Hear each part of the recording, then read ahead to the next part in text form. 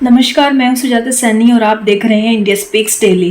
पेश है विदेश से जुड़ी महत्वपूर्ण खबरें। शक्तिशाली पासपोर्ट की सूची में भारत 5 पायदान नीचे खिसका। अमेरिकी राज्य ओहियो के गवर्नर माइक डेविस ने अक्टूबर को हिंदू विरासत माह घोषित करने का ऐलान किया और हॉलीवुड हिल्स तक पहुंच गई है एंजेलिस की आग। कई हस्तियों के घरों समेत 1000 इमारतें जली, $57 अरब का नुकसान। और अब समाचार विस्तार से। दुनिया के सबसे शक्तिशाली पासपोर्ट की रैंकिंग जारी कर दी गई है। हेनली पासपोर्ट इंडेक्स 2025 के अनुसार सिंगापुर ने 2025 में दुनिया के सबसे शक्तिशाली पासपोर्ट के रूप में अपना ताज फिर से हासिल कर लिया है। जापान ने 193 देशों में वीजा फ्री पहुंच के साथ दूसरा स्थान हासिल किया है।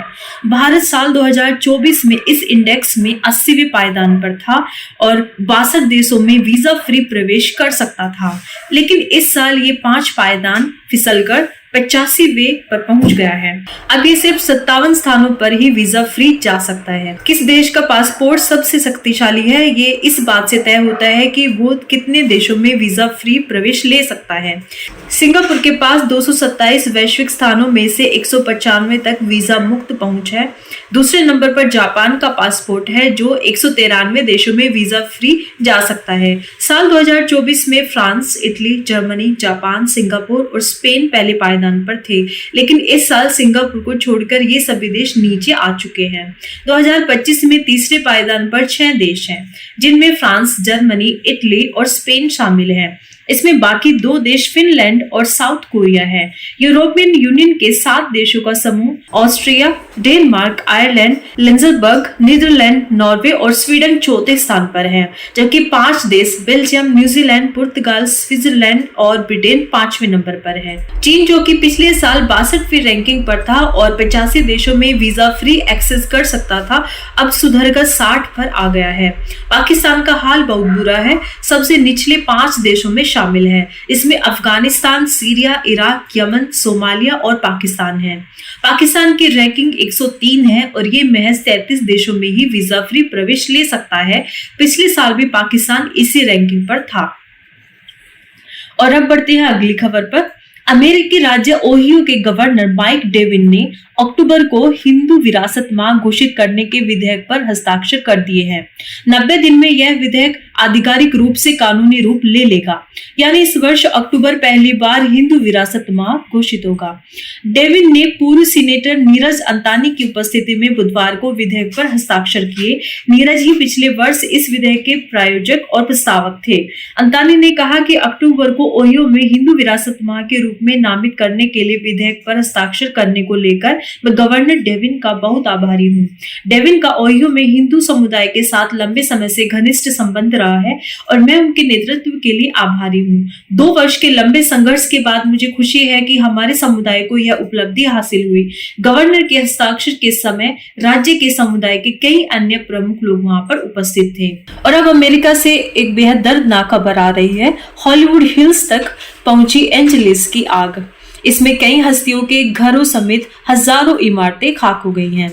अमेरिका के लॉस एंजलिस में कई दिशाओं से फैल रही जंगल की भयानक आग गुरुवार को अमेरिकी फिल्म उद्योग के प्रतीकात्मक केंद्र हॉलीवुड हिल्स के करीब पहुंच गई है। आग से 5 लोगों की मौत हो गई और 1.3 लाख से अधिक लोगों को दूसरे स्थानों पर जाने का आदेश दिया गया है। अब तक 52 से $57 अरब का नुकसान हो चुका है। आग से बिली क्रिस्टल, मैरी मूर, कैरी एल्विस और पेरिस हिल्टन समेत विभिन्न हस्तियों के घरों समेत कई हजार इमारतें जलकर खाक हो गई हैं।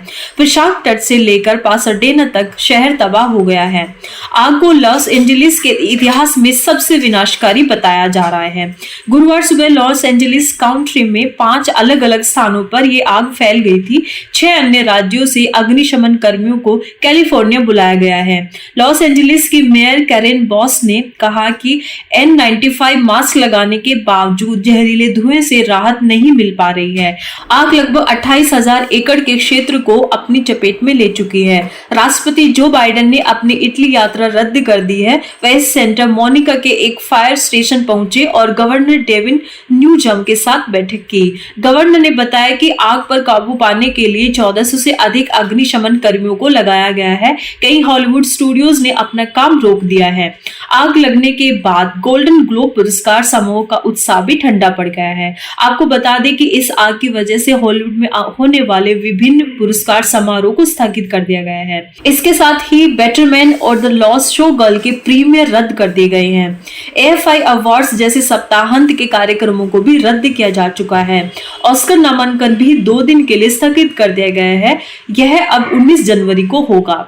क्रिटिक्स चॉइस अवार्ड का आयोजन भी अब 26 जनवरी को होगा।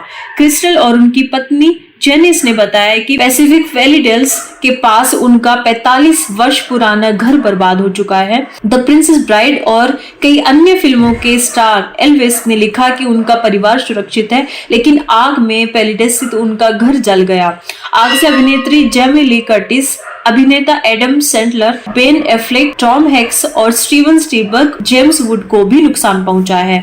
बॉलीवुड अभिनेत्री नोरा फतेही भी लॉस एंजलिस में थी। उन्होंने बुधवार रात इंस्टाग्राम स्टोरी पर एक वीडियो पोस्ट किया और कहा कि उन्हें और उनकी टीम को आग की वजह से शहर छोड़ने के लिए कहा गया है। वह वहां से निकल रही हैं। फतेही ने कहा कि उन्होंने ऐसा पहले कभी नहीं देखा।